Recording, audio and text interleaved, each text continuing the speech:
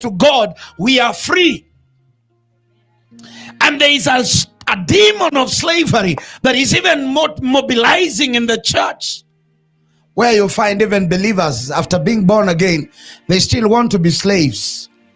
They don't believe that they can pray to God and God hears them. They still believe that somebody has to pray for them over everything.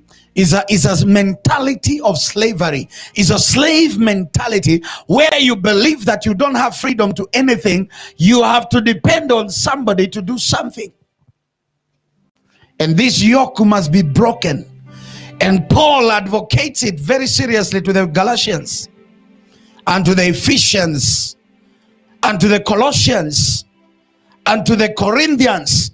One of the major things that Paul was fighting against, one of the major things that Christ fights against, is the yoke of bondage. You see, Christ is teaching the disciples how to not just depend on him for miracles, but how to be miracle workers themselves, how to be champions of faith themselves.